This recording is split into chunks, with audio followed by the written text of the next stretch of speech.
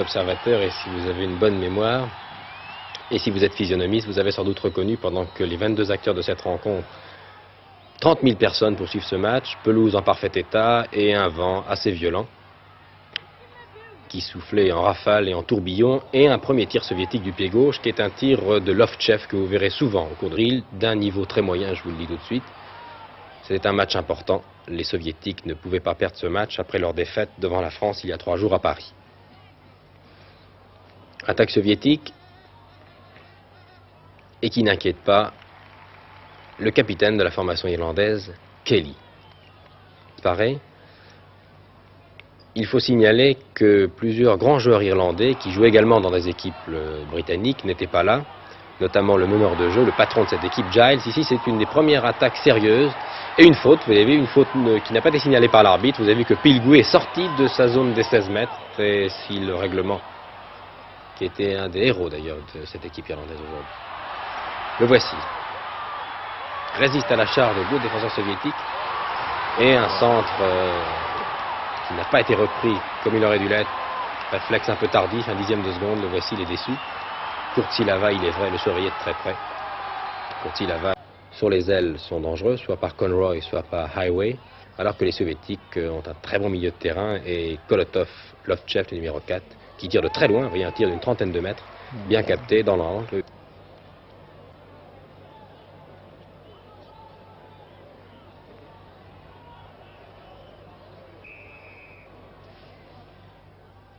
Et voyez, le gardien Pilgui est obligé de mettre en corner sur ce coup franc fort bien tiré. Les coups francs. Nous sommes maintenant en deuxième mi-temps. À la mi-temps, le score était donc de 0-0.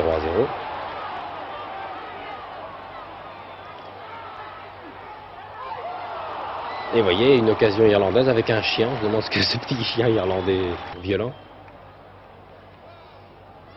Le jeu beaucoup plus collectif, plus lié, plus homogène du côté soviétique. Regardez bien Pouchak, une longue ouverture, et regardez, du bout du pied, un but de Fedotov à la 55e minute, but que nous allons revoir sur une erreur de la défense irlandaise. Une belle ouverture de Pouchak, nous allons revoir. Fedotov marque donc le premier but de la partie, après 55e minute de jeu. Vous voyez, une belle ouverture, et là les arrières irlandais se gênent, le gardien ne sort pas. Vont se créer encore de nombreuses occasions de but au cours des minutes qui vont suivre. Toujours grâce à Kolotov, Fedotov, Pouchak, Simeonov. Ici c'est Fedotov justement. Un but refusé pour hors-jeu, il y avait une faute indiscutable au départ. Mais vous voyez que l'action était bien partie, elle s'était...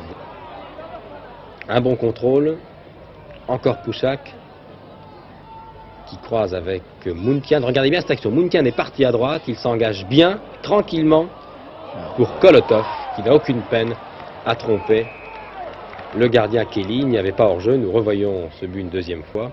64e minute de jeu, le deuxième but soviétique. Regardez comme Muntian part bien à droite, on lui remet dans la foulée, et tranquillement, pendant que l'arrière et son gardien se gênent, de la tête, Kolotov n'a aucune peine à marquer le deuxième but de cette rencontre. Le bout, finalement, il s'incline, mais l'arbitre laisse jouer, la règle de l'avantage. Ce sont toujours les soviétiques qui conservent le contrôle de la balle. Fedotov, encore Muntian. Ici, vraiment, une nouvelle occasion. Regardez encore Pouchak qui tire au point de pénalty alors que la défense irlandaise était encore hors de position et qui tire juste à côté de la cage irlandaise. Voilà une occasion ici de réduire la marque pour Kinner, à l'arrière de Tottenham, que les joueurs nantais connaissent bien, car l'an dernier, les Nantais rencontraient Tottenham. peuvent prendre des notes, que ce soit les arrières, les défenseurs, les hommes du milieu de terrain ou le gardien Georges Carnus. Encore ici une action dangereuse, un tir à bout portant de Simeonov, bien capté par Kelly, qui a été, répétons-le, d'un niveau assez moyen, mais tout de même enrichissant. Nous avons constaté que Muntian, qui n'était pas au Parc des Princes, est un joueur remarquable, que Pouchak a été très dangereux, le numéro 10, le voici en possession de la balle, sans oublier Simeonov, Kolotov et Fedotov. Quant au gardien Pilgui, il n'a rien à envier à son aîné Rudakov. Il a commis le minimum d'erreurs. Un tir ici de Kolotov, qui ne donne rien, et une touche ici. Suivez bien cette action. Touche de Highway. Touche très longue. Très longue, oui. Regardez, les Irlandais vont récupérer et surveillez bien Conroy, le numéro 11, qui va recevoir la balle à l'intérieur des 16 mètres à l'issue de ce contre favorable de Campbell.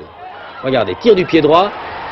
Et Pilgui est battu. Il est surpris. Le caméraman de la télévision irlandaise l'a été également. C'est pour cette raison que nous avons monté 3 fois. Et regardez cette scène sympathique. Des centaines de jeunes Irlandais viennent entourer Conroy. Regardez, nous avons monté l'action 3 fois. Un premier tir. Je vous demande de bien regarder les filets qui vont bouger, car c'est la barre qui sert à tendre les filets, la barre derrière le montant, qui renvoie en jeu. Voilà. Le but irlandais qui sauve l'honneur, largement mérité, 2-1, ce sera le score final, malgré les derniers...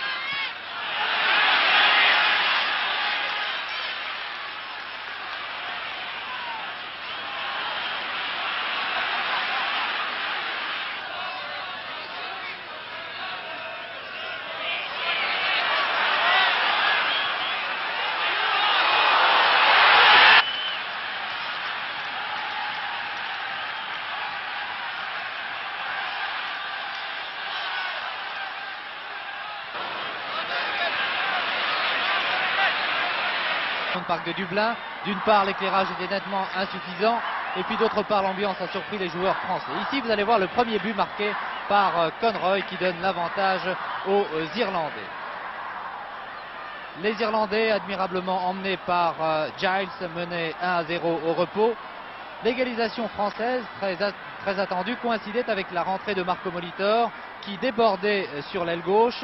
Larquet bien placé, reprenait le centre du Strasbourgeois. Les deux équipes étaient à égalité, un but partout. Alors que l'on pensait que l'équipe de France allait pouvoir prendre le match en main, eh bien ce sont au contraire les Irlandais, grâce à leur engagement et leur détermination, qui allaient marquer un deuxième but. Nous avons revu ici le but de Jean-Michel Larquet, le Stéphanois, qui a bien repris le centre de Molitor. Et le deuxième but, celui de la victoire, le but irlandais, eh bien le voici, après que les Français aient espéré pendant un moment prendre la direction des opérations. La détermination des joueurs irlandais allait leur permettre de remporter une victoire méritée s'il n'y avait eu quelques contacts et même agressions qui ont un peu gâché le spectacle. Après cette offensive française, les Irlandais vont reprendre le contrôle du ballon. Une très longue transversale va permettre à Givens de centrer. Et puis une tête heureuse de Tracy va tromper le gardien Georges Carnus. Regardez bien. Voilà, 2-1 pour la formation irlandaise. L'équipe de France doit ce soir au moins gagner par 1 ou 2 buts d'écart, ce qui lui permettrait d'obtenir un résultat nul qui la qualifierait pour...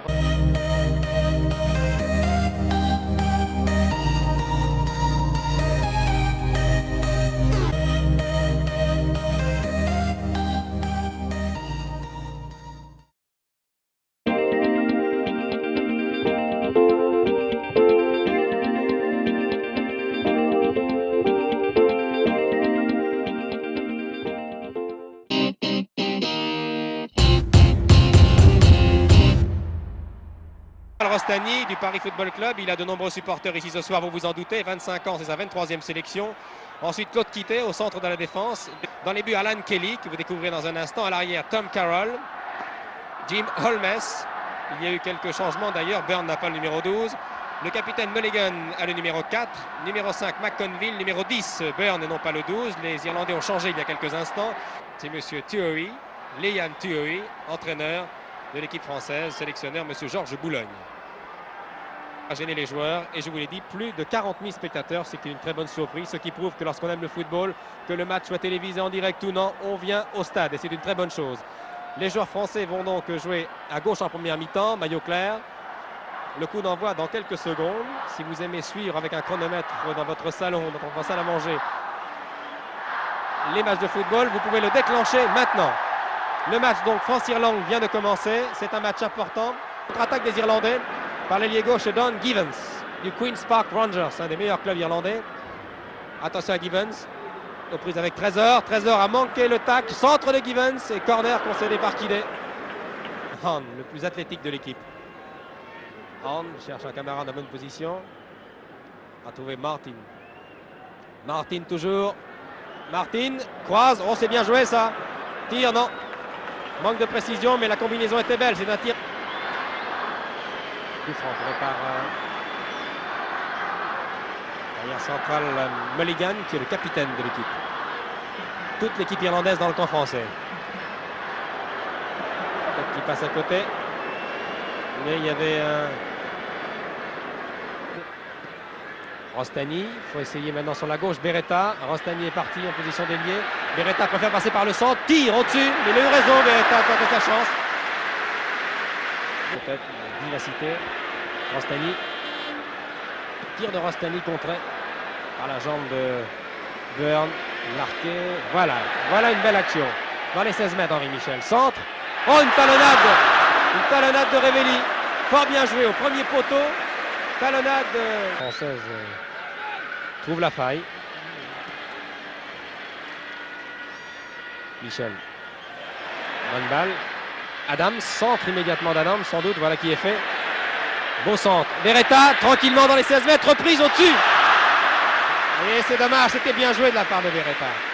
Car deux arrières irlandais montaient sur lui. Regardez, contrôle du pied droit, en demi-volée juste au-dessus. Tir très puissant, mais trop enlevé. C'est dommage.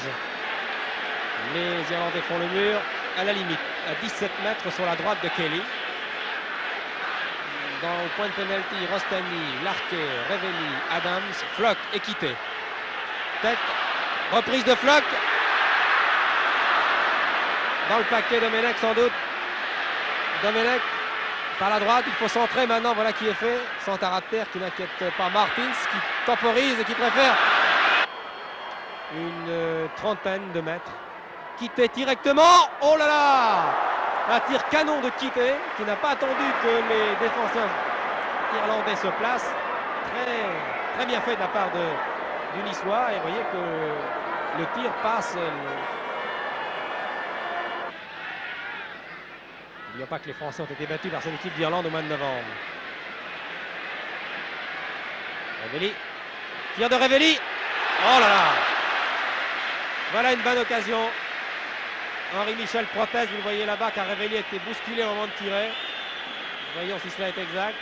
Non, il tire dans de bonnes conditions. Il est bousculé après son tir. Le tir qui passe. Henri Michel. Chiesa. Cherche un partenaire bien placé, difficile à trouver.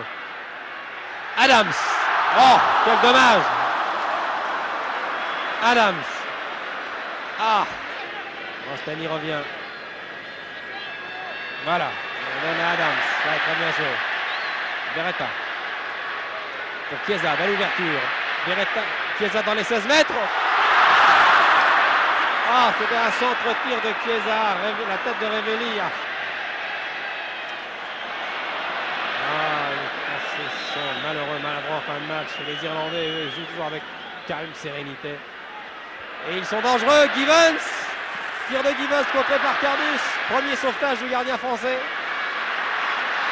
Et ce sont les Irlandais qui se créent les meilleures occasions en fin de match. Ce n'est pas un conseil, c'était bien sûr un souhait. Il faut pouvoir jouer plus vite, mais les Français ont joué vite par moment, mais pas assez. Oh, quelle belle ouverture pour Chiesa. Voilà le but au bout du pied. Non, rien à faire. Belle ouverture d'Henri Michel. Superbe ouverture. Tiré par Flotte. Henri Michel reprend. Beretta et but. Chiesa. C'est Chiesa qui vient de marquer. Ah, c'est un soupir de soulagement. Chiesa vient de marquer sur une reprise de loin. Henri Michel. Serge Chiesa marque le but. Les Irlandais réclament le hors-jeu. L'arbitre accorde le but. Il était mieux placé. Serge Chiesa perd la balle. Rostami, quitté.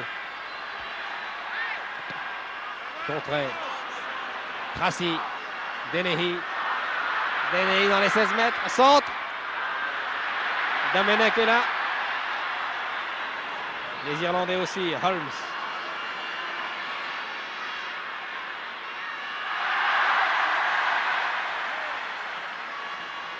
Chiesa. Bousculé par Mulligan.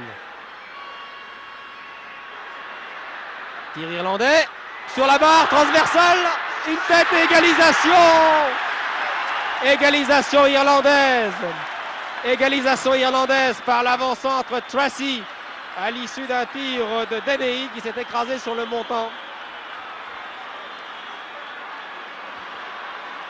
Tout est à refaire. Regardez d'abord le tir de Dennehy. Renvoyé par le montant transversal. Et c'est Tracy de la tête qui saute beaucoup plus haut que les autres. Je vous parlais de la supériorité des Irlandais de la tête et qui vient égaliser. Tout est à refaire. Les espoirs français semblent s'envoler cette fois. Adams. Chiesa. Quitté. Oh! Reprise magnifique, mais quel arrêt de Kelly. Reprise fantastique du pied gauche de Quitté.